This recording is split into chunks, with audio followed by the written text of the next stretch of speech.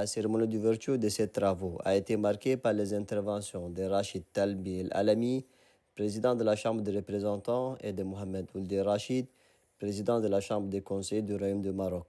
Dans leurs allocutions respectives, les deux personnalités ont souligné l'impérieuse nécessité de renforcer le dialogue parlementaire à l'échelle continentale dans un contexte marqué par des défis démocratiques de plus en plus complexes. Ils ont mis en exergue le rôle fondamental que doivent jouer les parlements africains dans la préservation de la paix, la consolidation des institutions démocratiques et la promotion d'un développement inclusif et durable. Ali Kolotou Chaimi a exprimé sa reconnaissance au Parlement membre pour la confiance accordée au Tchad à travers sa désignation à la présidence du comité exécutif. Je souhaite également réitérer mes sincères remerciements à l'ensemble des parlementaires membres de l'IPA pour leur présence à cette session et pour la confiance témoignée au Parlement tchadien en lui confiant la présidence de notre Union. Sous le leadership du maréchal Mohamed Idriss Déby Itnou,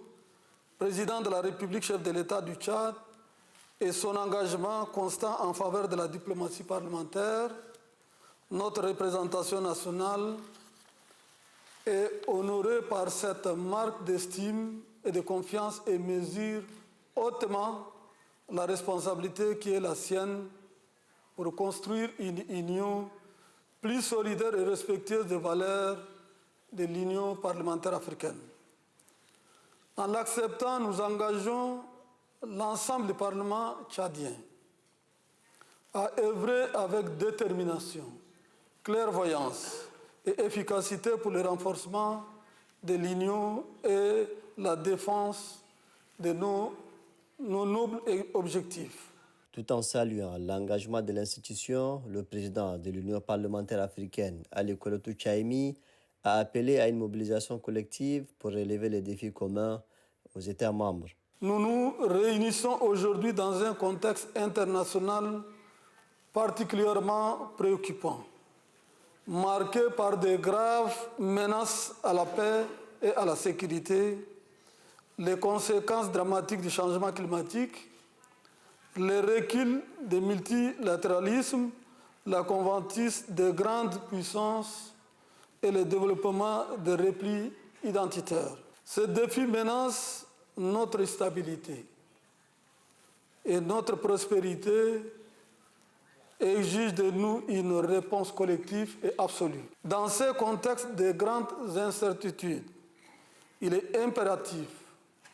nous en tant que parlementaires africains, prenions toutes nos responsabilités et agissons avec détermination en cohérence avec les aspirations de nos peuples